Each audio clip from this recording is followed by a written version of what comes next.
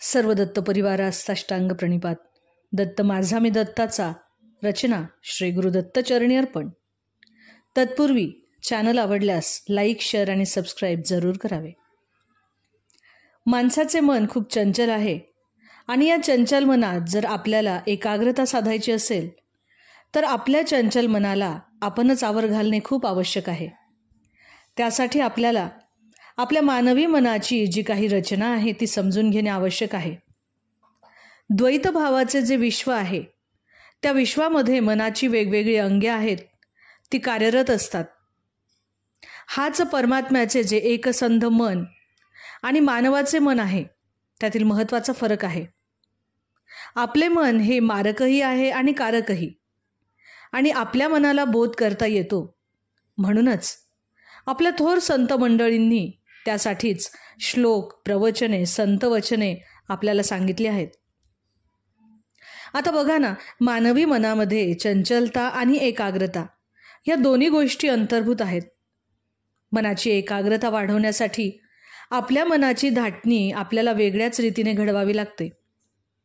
आपल्या मनाची चंचलता वाढवणाऱ्या म्हणजेच आपल्या मनाची एकाग्रता कमी करणाऱ्या जे काही संस्कार आहेत, ज्या काही कृती आहेत, स्मृती आहेत, इतर प्रलोभने आहेत, या सगळ्याच गोष्टींचा आपल्याला जाणून बुजून त्याग करावा लागतो.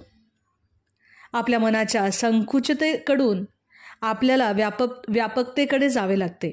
म्हणजेच आपल्याला सगुणात राहून सुद्धा निर्गुणाचा वेध घ्यावा लागतो. मनाची एकाग्रता वाढवण्यासाठी महत्त्वाचा उपाय म्हणजे त्या विचारांच्या मागे न जाणे. आपले मन एकाग्र होण्यासाठी आपल्या वृत्तींना आवर घालणे आणि मनात कुठले जरी विचार आले तरी विचारांच्या मागे न जाणे, हा एवढा जरी अभ्यास केला म्हणजे आपले मन एकाग्र होऊ शकते. सर्व ठिकाणी तो भगवंतच भरलेला आहे असे मानून, म्हणजेच सर्वाभूती भगवद्भाव पाहणे हेच खरे एकाग्रतेचे साधन आहे. आणि जिथे द्वैत जाते तिथे आपोआपच एकाग्रता येते. आणि एकदा का मनाची एकाग्रता आली की त्या परमात्म चिंतनाशिवाय, त्या ब्रह्मांड नायकाच्या एकमेव अस्तित्वाशिवाय कुठलाच विचार आपल्या मनात थारा धरू शकत नाही. आणि एकाग्रता सातत्याने स्थिर झाली की मग समाधी अवस्था प्राप्त होते. आणि समाधी अवस्था प्राप्त झाली की आपल्या भोवती जे अमर्याद विश्व आहे त्या सर्वांचाच लोप होतो. आणि मग आपण देह धारण केलेले असूनही आपला देहाभिमान जो आहे तो नष्ट होतो.